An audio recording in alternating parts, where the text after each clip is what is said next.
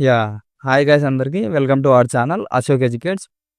Friends ఇవాల్టి వీడియోలో discuss చేసుకోబోయే టాపిక్ ఏంటంటే, చాలామంది కామెంట్ సెక్షన్‌లో అడగడం అయితే జరిగింది. బ్రదర్ పీసీ అంటే పోలీస్ కానిస్టేబుల్‌కి సంబంధించి మీకు మంత్లీ సాలరీ అనేది ఎంతొస్తుంది అని చెప్పేసి నన్ను చాలామంది అడగడం అయితే జరిగిందనమాట. వాళ్ళందరి కోసము ఈ డౌట్ క్లారిఫై చేయాలి అని చెప్పేసి వాళ్ళ కోసము విత్ ప్రూఫ్‌తోని పే స్లిప్‌తో సహా వాళ్ళకి మంత్లీ ఎంత డిడక్షన్ అయితుంది, నెట్ ఎంత వస్తుంది, గ్రాస్ టోటల్‌గా ఎర్నింగ్స్ ఎంత వస్తుంది అని చెప్పేసి టోటల్‌గా అయితే డిస్కస్ అయితే చేసుకోబోదాం. ఈ వీడియోలో వచ్చేసి సివిల్ పోలీస్ కానిస్టేబుల్‌గా 2024 బ్యాచ్‌లో రిక్రూట్ అయిన ఒక కొత్త కానిస్టేబుల్‌కి పర్ మంత్ ఎంత సాలరీ వస్తుంది అని చెప్పేసి ఈ వీడియోలో అయితే డిస్కస్ అయితే చేయబోతున్నాం అనమాట.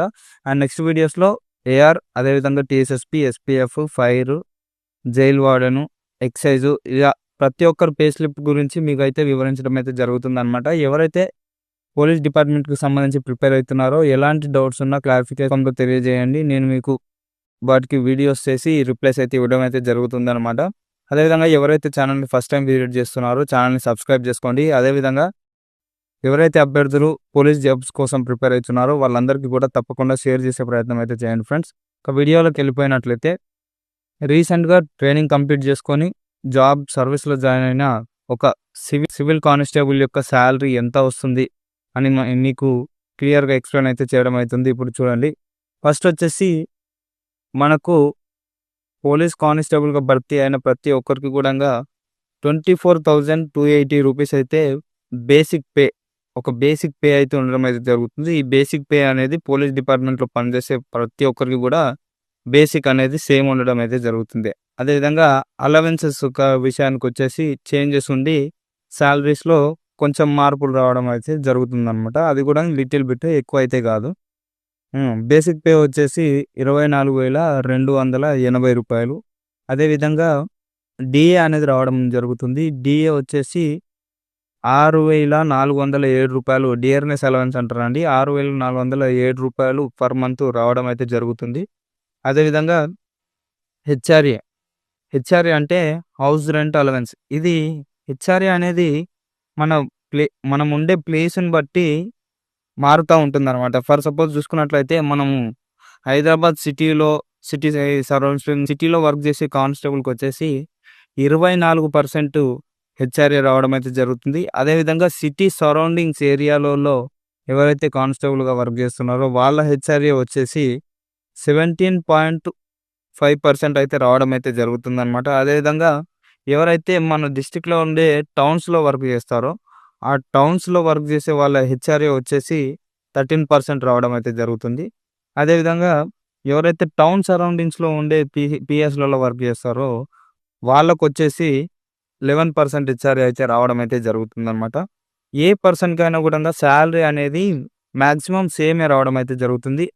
ఈ హెచ్ఆర్ఏ విషయంలో మాత్రమే వాళ్ళు డ్యూటీ చేసే ప్రాంతాన్ని బట్టి ఆ హెచ్ఆర్ఏ మారుతూ ఉండడం వల్ల వాళ్ళ సాలరీలో ఒక 2,000-3,000 ఇట్లా డిఫరెన్స్ అనేది రావడం అయితే జరుగుతుంది. ఒక హెచ్ఆర్ఏ విషయంలో మాత్రమే చేంజెస్ అనేది ఉంటాయి సాలరీలో. మిగతా అంతా సేమ్‌గానే ఉండడం అయితే జరుగుతుందనమాట.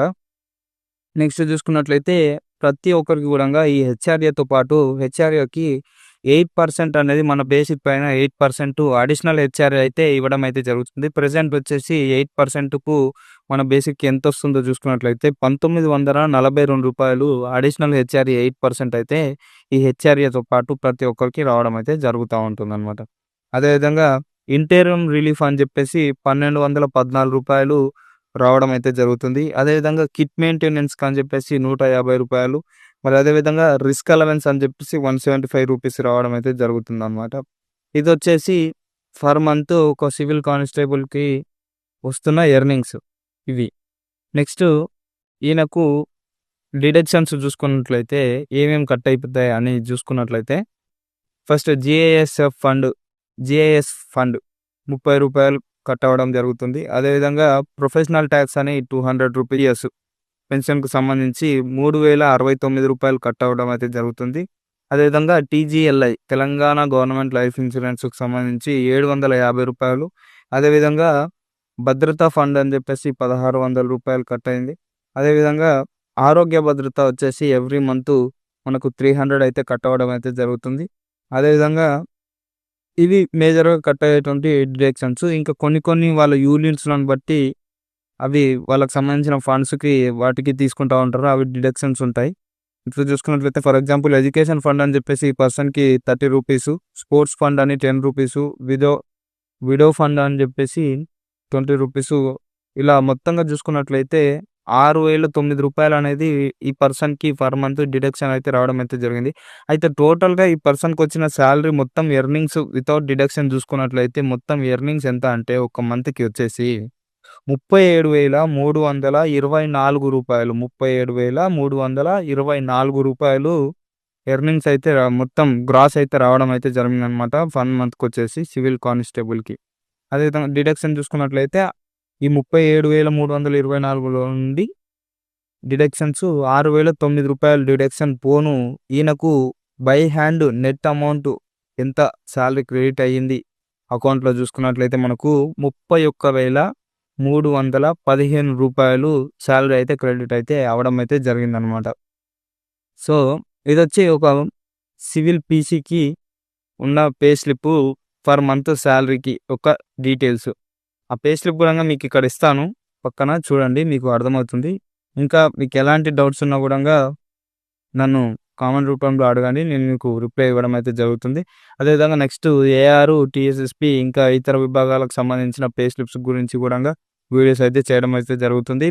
అభ్యర్థులు ఎవరైతే ఉన్నారో తప్పకుండా ఛానెల్‌ని సబ్స్క్రైబ్ చేసుకోండి. అదేవిధంగా డిస్క్రిప్షన్‌లో మన వాట్సాప్ ఛానల్ లింక్, అదేవిధంగా టెలిగ్రామ్ ఛానల్ యొక్క లింక్ ఇవ్వడం అయితే జరుగుతుంది. వాటిలో గూడంగా జాయిన్ అయ్యే ప్రయత్నం చేయండి. ఎలాంటి అప్డేట్ ఉన్నా ఫస్ట్ అక్కడ అప్డేట్ ఇవ్వడం అయితే జరుగుతుంది. వీడియో చేయడానికి లేట్ అవుతుంది కాబట్టి.